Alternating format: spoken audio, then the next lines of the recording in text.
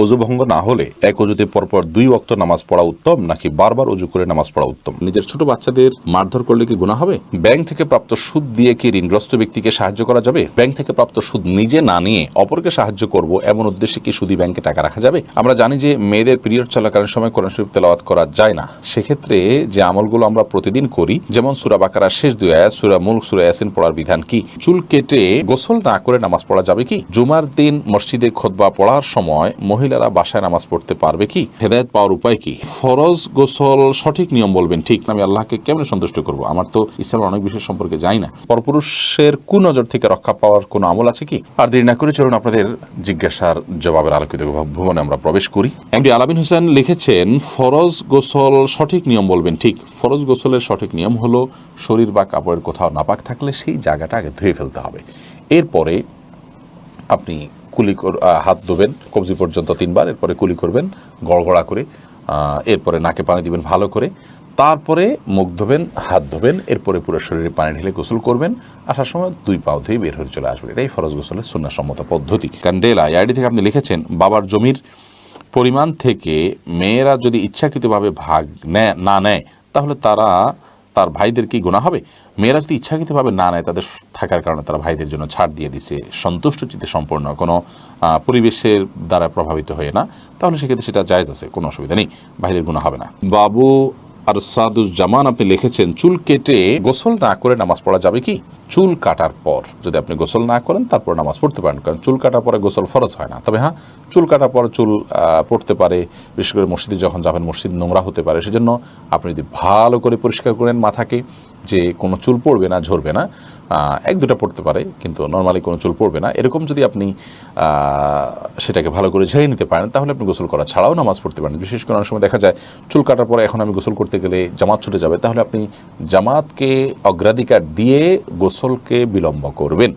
চুল কাটলেই গোসল করতে হবে এমনটি বাধ্যতামূলক নয়, তবে আল্লাহর ঘর যাতে নোংরা না হয় সে দায়িত্ব আপনাকে নিতে হবে, অন্যথায় গোসল করে পুরো ফ্রেশ হয়ে তারপরে যাবেন। এমনি মনিরুজ্জামান আপনি লিখেছেন, ব্যাংক থেকে প্রাপ্ত সুদ দিয়ে কি ঋণগ্রস্ত ব্যক্তিকে সাহায্য করা যাবে? ব্যাংক থেকে প্রাপ্ত সুদ নিজে না নিয়ে অপরকে সাহায্য করব এমন উদ্দেশ্যে কি সুদী ব্যাংকে টাকা রাখা যাবে? খুবই সুন্দর একটি প্রশ্ন। আমাদের অনেক ভাইয়েরা সুদী ব্যাংকে টাকা রেখে থাকেন এই উদ্দেশ্যে যে সেখানে টাকা রেখে যে লভ্যাংশটা আসে আমি ভোগ করবো না, গরিব দুঃখীকে দান করব। তাহলে আপনার দারিদ্র্য বিমোচন হলো, গরিব উপকার হলো, আমি তো আর হারাম খেলাম না।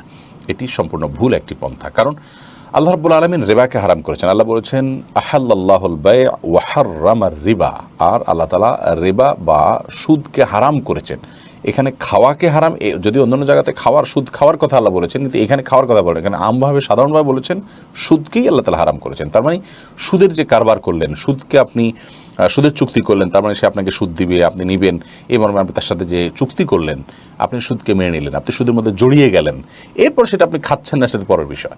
তো এটি জায়েজ নয়। যদি ব্যাপারটা এরকম হতো যে আপনি আগে জড়িয়ে গেছেন, এখন বের হয়ে আসার জন্য আপনাকে সময় নিতে হচ্ছে, বা আগে থেকে চুক্তি ছিল সেই অনুযায়ী আপনার কাছে ইন্টারেস্ট চলে আসছে, সুদ চলে আসছে, এখন সেটা কি করবেন? তো সেটা আপনি গরিব দুঃখীকে দান করে দিবেন। কিন্তু ইচ্ছাকৃতভাবে ঠান্ডা মাথায় আপনি চুক্তি করে সুদ নিবেন, নিয়ে তারপর গরিব দুঃখীকে দান করবেন, এমনটি করার সুযোগ নেই, জায়েজ নেই। এরকম যদি হয় তাহলে আর সুদ বলতে কিছু থাকবে না, কারণ মানুষ তখন সেটা নিয়ে নিজের গরিব আত্মীয় স্বজনদের কিন্তু 12 মাস দিতে হয়, সেগুলো দিবে। সবচেয়ে বড় কথা হলো যে সুদের কারবার করা জায়েজ নয়। আপনি সুদ খেলেন না, কিন্তু সুদের কারবার কিন্তু আপনি করে ফেললেন। সালমান জাহান আপনি লিখেছেন, পরপুরুষের কুনজর থেকে রক্ষা পাওয়ার কোনো আমল আছে কি? পরপুরুষের কুনজর থেকে রক্ষা পাওয়ার জন্য নিজেকে পর্দার মধ্যে আবৃত করতে হবে। শরীরের পর্দার যে নীতিমালা আছে, গাইডলাইন আছে, সেটা ফলো করতে হবে। নিজের সৌন্দর্যকে ঢেকে রাখার চেষ্টা করতে হবে এবং আপনার যথাসম্ভব কি বলে এটাকে, নিজের কণ্ঠ, নিজের রূপ লাবণ্য, নিজের সৌন্দর্য, এগুলো সবগুলোকে সুপ্ত রাখার চেষ্টা করতে হবে। এটাই হলো বদনজর এবং কুদৃষ্টি পুরুষের, এটা থেকে নিজেকে বাঁচিয়ে রাখার সর্বোত্তম উপায়। এর পাশাপাশি আপনি আল্লাহর কাছে পানা চাইবেন সাধারণভাবে, বিশেষ কোনো দোয়া আছে বলে আমার জানা নেই, তবে আপনার আমল হলো সেটাই, যেটা হলো সতর্কতামূলক। শারমিন নাইম লিখেছেন, জুমার দিন মসজিদে খুতবা পড়ার সময় মহিলারা বাসায় নামাজ পড়তে পারবে কি? জুমার দিন মসজিদে খুতবা চলুক কিংবা তার আগে হোক বা পরে হোক, ওয়াক্ত শুরু হয়ে গেছে জোহরের, যে কোনো সময় মায়েরা বাসায় নামাজ পড়তে পারবেন। খুতবার সময় নামাজ পড়া যাবে না মহিলার জন্য বাসায়, এমন কোনো কথা নেই। হ্যাঁ, খুতবার সময় মসজিদে যারা আছেন তারা খুতবা শুনবেন, তারা নামাজ পড়বেন না। কিন্তু বাসা বাড়িতে আছেন, মাইকে হয়তো শোনা যাচ্ছে, তাদের জন্য খুতবা শোনা ওয়াজিব নয়, কারণ তারা এই জমাতে শামিল হননি, যার কারণে তারা এরপর নামাজ পড়তে পারবেন। আখতার আলী লিখেছেন, শেখ, হেদায়েত পাওয়ার উপায় কি? হেদায়েত পাওয়ার জন্য আল্লাহর কাছে দোয়া করতে হবে, হেদায়েতের পথে হাঁটতে হবে। আল্লাহর কাছে একটা দোয়া আমরা বেশি বেশি করে পড়তে পারি, রব্বানা লা তুজিগ কুলুবানা বা'দা ইয হাদাইতানা ওয়া হাব লানা মিন লাদুনকা রাহমা ইন্নাকা আনতাল ওয়াহ্হাব। যার অর্থ হলো, হে আল্লাহ, হে আমাদের রব, আপনি আমাদেরকে হেদায়েত দেওয়ার পর আমাদের অন্তরকে আর বক্র করে দিবেন না, বিপদগামী করে দিবেন না। আপনি সর্বত্র দানশীল এবং আপনি মহাদানশীল। তো এই আয়াত পড়তে পারেন। এর পাশাপাশি ইহদিনাস সিরাতাল মুস্তাকিম যখন পড়বেন, আল্লাহর কাছে হেদায়েতের কামনা করবেন, প্রার্থনা করবেন, আল্লাহুম্মা হদিনা, আল্লাহর কাছে হেদায়েত চাইবেন। হেদায়েতের প্রার্থনা আছে, সেই দোয়াগুলো বিশেষ করে পড়বেন এবং হেদায়েত পাওয়ার জন্য আল্লাহর দিকে মনকে ঝুঁকিয়ে রাখবেন এবং আল্লাহ রাব্বুল আলামিনের দিকে ধাবিত রাখবেন, নিজেকে এনাবাহির আল্লাহ করবেন।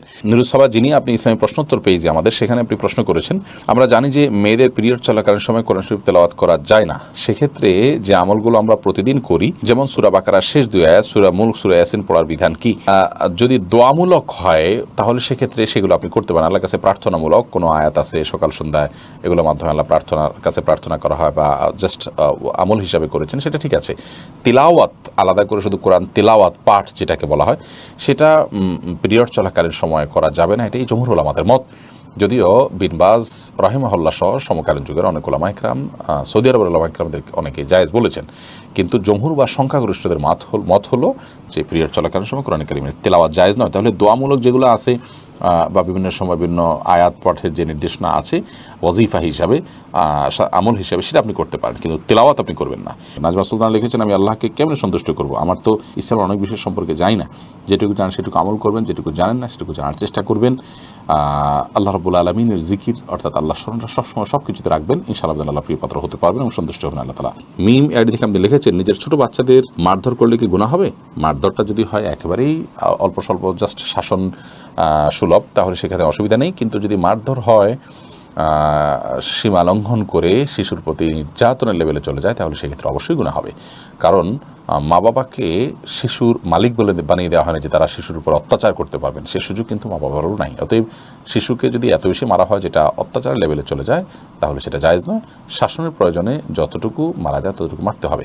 শিশুদের প্রহারের ব্যাপারে আমার একটা ভিডিও আছে, যে দেখে নিতে পারেন। সেখানে রাসূল আকরাম সাল্লাল্লাহু আলাইহি ওয়াসাল্লামের হাদিসের আলোকে কয়েকটা মূলনীতি বলা আছে। তোমার থেকে একটা মূলনীতি হলো, সাধারণত শাস্তি স্বরূপ শুধু শিশু নয়, এটা অন্য যে কারোর জন্য প্রযোজ্য, শরীয়তে যে হদ বা বিভিন্ন পাপের যে দণ্ড রাখা হয়েছে, সর্বনিম্ন 10 বেত্রাঘাত, এই দণ্ড যেন ক্রস না করে, তাহলে আল্লাহর দণ্ডের উপরে আপনার শাসন যেন ক্রস না করে।